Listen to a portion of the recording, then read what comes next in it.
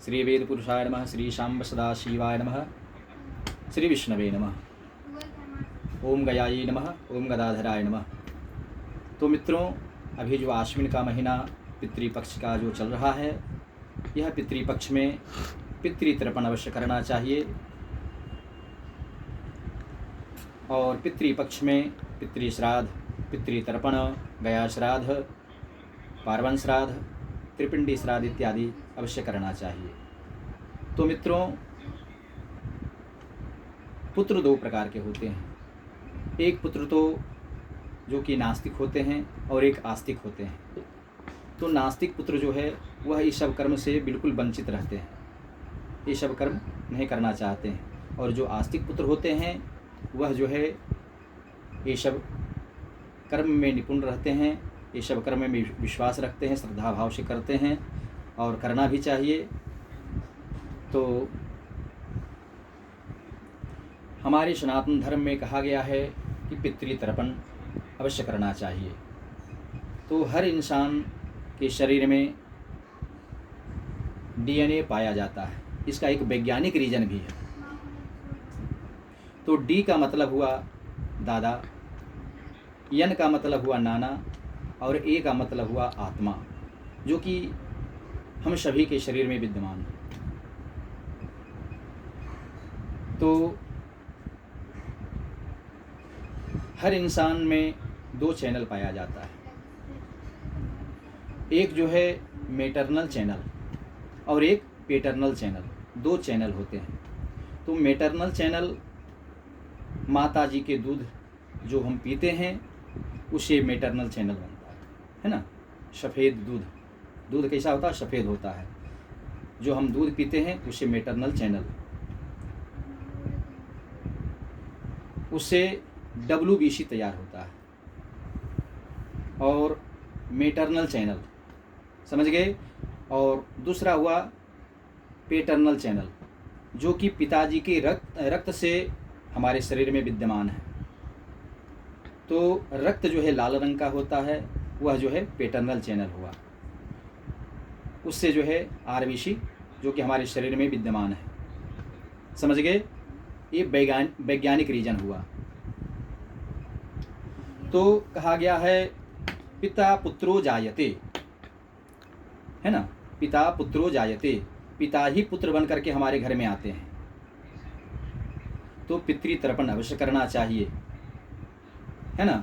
इसका एक श्लोक है, पिता ददाति पुत्राणि वंशो विस्तार कामयातु कीर्ति आदि दिगंतरम आयुर्विपुल यताम याति पितृदेवो प्रसादतः।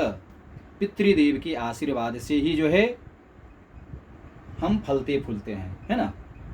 हमारे घर में सुख संपत्ति आता है और वंश का विस्तार होता है।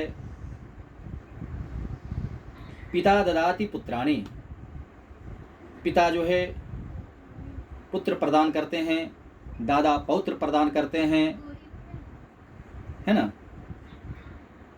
वंशो विस्तार कामयात, और वंश का विस्तार होता है, हमारे घर में सुख संपत्ति आता है। पितृदेवो प्रसादतः, और पितरदेवों के आशीर्वाद से हम लोग सुख शांति से जीवन यापन करते हैं। महीने में जो 6 महीना इधर जो आता है, जो आश्विन महीना आता है, इसमें जो है सूर्य दक्षिणायन हो जाते हैं। इसमें जो है पितर लोग पितृस्वरूप बन करके अपने घर में आते हैं, अपने संतान को देखने के लिए, अपने वंश को देखने के लिए वह जो है पितृपक्ष में अपने घर आते हैं।